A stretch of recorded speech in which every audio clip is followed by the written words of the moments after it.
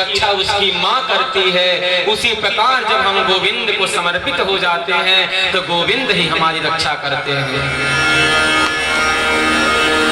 आज नारद जी रो पड़े हैं कि प्रभु थोड़ी सी अपनी झांकी दिखा करके आप अंतर्ध्यान हो गए क्यों? तुरंत आकाशवाणी होती है, निष्पाप बालक, तेरे अगले जन्म के कुछ पाप शेष बचे हैं, इस कारण तुझे मेरा दर्शन नहीं हो सकता है। लेकिन तू चिंता मत कर, इस जन्म में नहीं अगले जन्म में तुझे मेरा दर्शन अवश्य होगा। जैसे इतना सुने नारद जी तुरंत खुशी से नाचने लगे। वो प्रसन्न हो गए कि कम से कम इस जन्म में नहीं तो अगले जन्म में भगवान का दर्शन तो होगा। नारद जी कह रहे हैं व्यास जी से, हे व्यास जी, कालांतर में समय बीता, ब्रह्मा जी सृष्टि को समेट करके भगवान श्रीमान नारायण के नाभि में गए और फिर कालांतर में समय बीता। जब सृष्टि सृजन का समय आया तो ब्रह्मा जी ने 10 मानस पुत्र को जन्म दिया, जिसमें से सबसे छोटा मैं नारद हूँ। और भगवान की ही कृपा से मुझे महती नाम की वीणा प्राप्त हुई है, जो मैं अहरनिश से भगवान का नामों का गान करता रहता हूँ। बताइए आप, जब भगवान के नामों का गान करने से एक दासी का पुत्र नारद बन गया तो आप भगवान का गान करेंगे तो क्या हो सकता है? अगर भगवान जिसके ऊपर कृपा कर देते हैं प्यारे, समझ लेना कि कोई साधारण नहीं है। भगवान अगर अपनी भ्रिकुटी थोड़ी टेढ़ी करके किसी के अमीर के ऊपर, किसी बड़े व्यक्ति के ऊपर देख लें तो तुरंत भिखारी बन जाता है, और अपनी भ्रिकुटी सीधी करके किसी भिखारी के ऊपर देख लें वह राजा बन जाता है। ऐसे मेरे गोविंद हैं। सबसे बड़ा धन है क्या? भगवान नाम का धन है, क्योंकि मीरा जी कहती थी, पायो जी मैं तो राम रतन धन पायो। सबसे बड़ा धन राम रतन धन है, कृष्ण रतन धन है। कागज का पैसा आज है कल नहीं है। कभी भिखारी थे, कभी आज बड़े आदमी बन गए हैं, कभी बड़े आदमी थे आज भिखारी बन गए हैं। लेकिन जिनके पास भगवान नाम का धन है वह भिखारी हो ही नहीं सकता है। सुदामा जी को सब लोग कहते हैं गरीब थे, अरे वो गरीब नहीं थे, उनसे बड़ा अमीर कोई था ही नहीं। ना कभी हुआ था, न कभी हुआ है, न कभी होगा। सुदामा जी के पास राम रतन धन था, कृष्ण रतन धन था। कागज के पैसे को हम लोग धन मानते हैं, कौन सा धन है भाई? पानी पड़ता है तो गल जाता है, कहीं ढनक जाए तो दूसरे घर में पहुंच जाए, सिक्का, ये धन है? नहीं। लेकिन भगवान नाम का धन जब हमारे पास होता है तो इसका ना कोई बंटवारा कर सकता है, ना कोई चोरी कर सकता है। तो नारद जी व्यास जी को समझा रहे हैं। नारद जी व्यास जी को 4 श्लोक दिए और श्लोक दे करके चले गए। व्यास जी वही 4 श्लोक 18,000 श्लोक में परिणित कर दीजिए और अपने पुत्र सुखदेव जी को यही श्रीमद् भागवत महापुराण का पढ़ाए, अध्ययन करवाए। नारद जी ने 4 श्लोक दिया, उसका 18,000 श्लोक व्यास जी ने बनाया और व्यास जी यही 18,000 श्लोक की श्रीमद् भागवत अपने पुत्र सुखदेव जी को पढ़ाया। और जब राजा परीक्षित को श्राप लगा तब यही सुखदेव जी भगवान राजा परीक्षित को ये भागवत सुनाई। शौनकादि ऋषियों ने प्रश्न किया कि हे सूत जी महाराज, मैं जानना चाहता हूँ कि परीक्षित तो बड़े ही भगवत भक्त थे, भगवान का भजन करते थे, ब्राह्मण भक्त थे, और उनको 7 दिन में मरने का श्राप क्यों लगा? सूत जी महाराज कहते हैं कि सुनो, एक बार की बात है,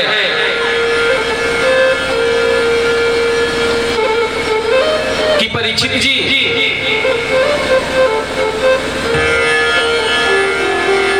अपने राज्य का देखते हुए सीमा देखने जा रहे थे। उसी समय उनको एक गाय और एक बैल मिले। जो बैल था, बैल को वृषभदेव कहते हैं। बैल को क्या कहते हैं मेरी मैया? बैल को वृषभदेव कहते हैं। और गाय माता स्वयं गऊ हैं, पृथ्वी हैं, पृथ्वी की स्वरूपा है गाय माता। जब पृथ्वी पर पाप बढ़ता है तब गाय की दुर्गति होती है। आज जो गाय की दुर्गति हो रही है, समझ लेना इस पृथ्वी पर पाप बढ़ रहा है। ये समझ लेना गोविंद किसी न किसी रूप में अवतार लेंगे और इस पृथ्वी के भार को हल्का करेंगे। अगर पृथ्वी पर पाप बढ़ा तो गौ माता की दुर्गति होती है, और गौ माता की दुर्गति हुई तो समझ लेना पृथ्वी पर पाप बढ़ रहा है। गौ माता रो रही हैं। वृषभदेव जी के 3 पैर टूटे हैं, एक पैर पे ही खड़े हैं। परीक्षित जी ने प्रश्न किया, आप दोनों क्यों रो रहे हो?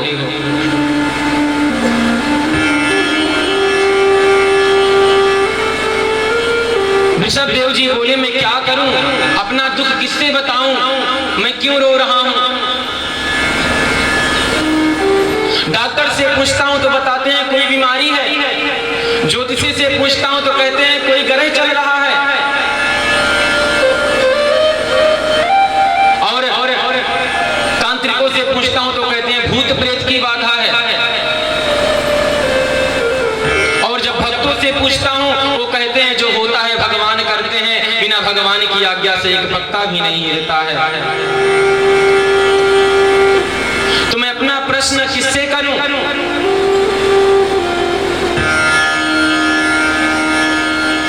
गौ माता कहती हैं, गौ माता से पूछते हैं कि आप क्यों रो रही हो? गौ माता कहती हैं कि मैं अपने लिए रो रही हूँ, मैं वृषभदेव जी के लिए रो रही हूँ, मैं ब्राह्मणों के लिए रो रही हूँ, संतों के लिए रो रही हूँ और गोविंद के लिए रो रही हूँ। परीक्षित ने कहा, क्यों देवी? बोले, आगे चल के कलयुग आने वाला है और इस कलयुग में न संत की इज्जत होगी, न ब्राह्मणों की इज्जत होगी, न गौ की इज्जत होगी। सारे धर्म नष्ट हो जाएंगे, इसलिए मैं रो रही हूं कि आगे चल के हमारा क्या होगा। आज देख लीजिए आप लोग, गौ माता को डंडे मार मार के हम लोग भगाते थे खेत से। लॉकडाउन में पुलिस ने आपको डंडे मार मार के भगाया है। जिसने भी गौ माता को मारा है डंडे से, उसको पुलिस ने डंडे से मारा है। हम लोग गौ माता के मुख पे वो लगाते हैं, क्या कहते हैं, मुसीका कुछ होता है जिससे भोजन न कर पाए। लॉकडाउन में कोरोना काल चल रहा है, सब लोग मुख पे मास्क लगा के घूम रहे हैं। अगर गौ माता के ऊपर अत्याचार होगा तो समझ लेना उसका उल्टा परिणाम हमको भुगतना पड़ेगा। क्योंकि गौ माता की पूजा करने से सारे देवी देवता की पूजा एक साथ हो जाती है। 33 कोटि देवता गौ माता के अंदर विराजमान हैं। परीक्षित प्रश्न कर रहे थे, तभी एक काला यौवन व्यक्ति आया और गौ माता को लात से मारने लगा। परीक्षित को बड़ा क्रोध आया और उसको पकड़ के दबोच लिए। बोले, तू गाय को लात मार रहा है, जिसकी सेवा करने के लिए स्वयं गोविंद गोलोक से इस धराधाम पर आए थे, श्री वृंदावन में अवतार लिए, और आज तो उसी गाय को लात मार रहा है। जो गाय को लात मारता है, समझ लेना उसके ऊपर पक्का कलयुग का वास है, उसके ऊपर कलयुग विराजमान ही है, ये निश्चित है। अरे गाय का दूध मेरे गोविंद पिए थे, गाय की दही मेरे गोविंद खाए थे दूध की।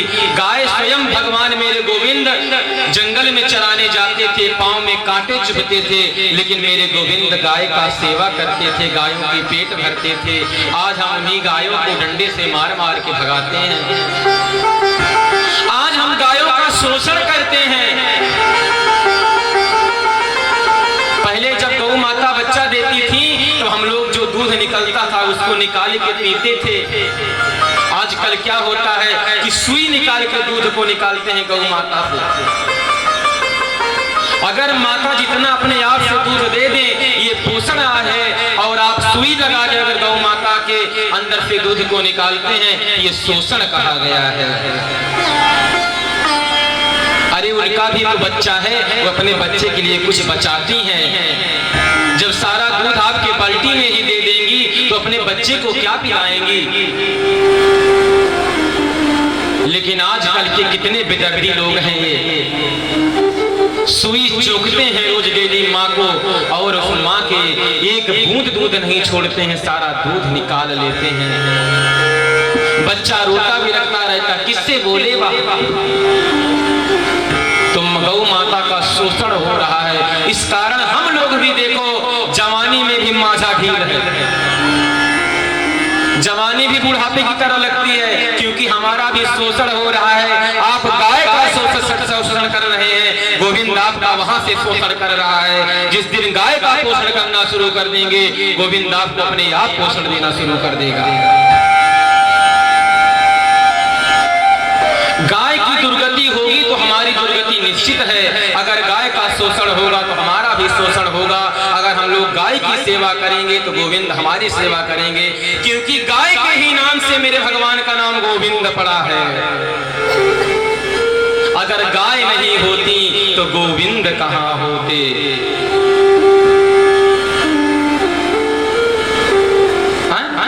अगर गाय नहीं होती तो गोविंद का नाम कैसे गोविंद पड़ता।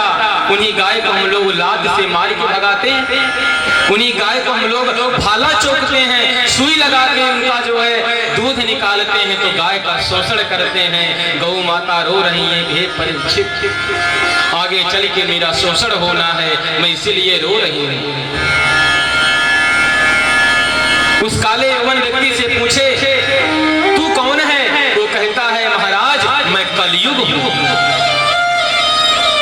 परीक्षित जी कहते हैं तू कलयुग है। बोला हाँ। बोला तुझे कहाँ रहता है तू। कलयुग बोला मैं धर्म को नष्ट करता हूँ, व्यक्तियों के बुद्धि को कुबुद्धि कर लेता हूँ, और गंदे से गंदे जगह पर मैं कभी नहीं रहता हूँ। परीक्षित ने कहा तेरी इतनी बड़ी हिम्मत, इतना मजाल जो मेरे राज्य में आ गया। कलयुग बोला कि राजा परीक्षित आपका तो हर जगह राज्य है, तो मैं रहूं कहां, मुझे कोई स्थान दो।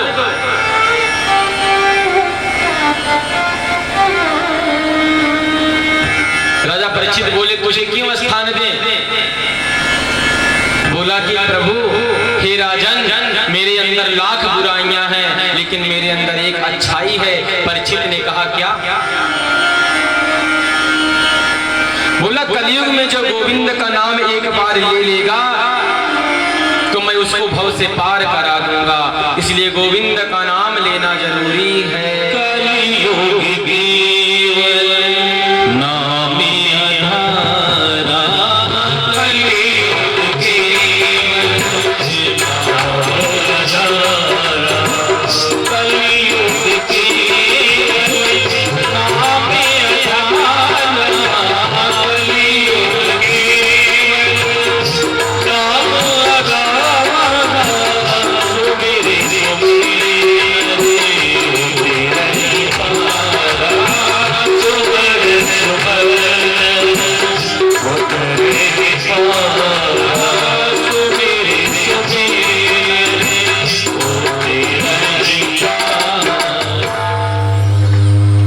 कलयुग नाम आधारा है। अगर कलयुग में पार उतरना है तो गोविंद का नाम लेना शुरू कर दो, तब कलयुग से पार हो पाओगे मेरी मैया। प्रेम से बोलिए वृंदावन बिहारी लाल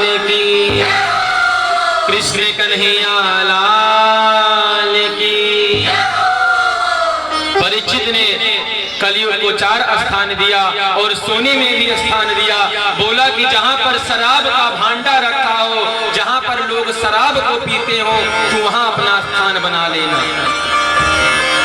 कल मैंने आपसे बताया था ना कि शराब जो पीता है उसके खोपड़ी पे जरूर कलयुग का वास होता है। कल मैंने आपसे कथा में कहा, लोग कहते हैं मैं पीता नहीं हूं, पीता हूं गम भुलाने के लिए। अरे भगवान का नाम ले लो, उससे गम भुला लो। शराब पीने से गम भूलता है। मुझे पीने का शौक नहीं, मैं पीता हूं गम भुलाने के लिए। अरे ऐसा पान पियो, ऐसा नाम पियो, ऐसा नशा की चीज पियो जो चढ़ जाए एक बार उतरे ही नहीं। गोविंद के नामों का जाप कर लो, गोविंद के नाम को पी लो। जिसको चढ़ गया राधा रंग उसको कभी उतर नहीं सकता है। जिसको मेरे गोविंद का रंग चढ़ गया वो रंग कभी उतर नहीं सकता है। दारू तुम शाम को पियोगे, सुबह उतर जाएगी। इस नशा में क्या रखा है? इस नशा से ना आपकी पत्नी खुश है, ना आपकी बहू खुश है, ना आपका दामाद खुश है, ना आपकी बेटी खुश है, ना आपके अड़ोसी पड़ोसी खुश हैं। लेकिन जब गोविंद के नाम का नशा हम पान करेंगे तो सब लोग प्रसन्न हो जाएंगे।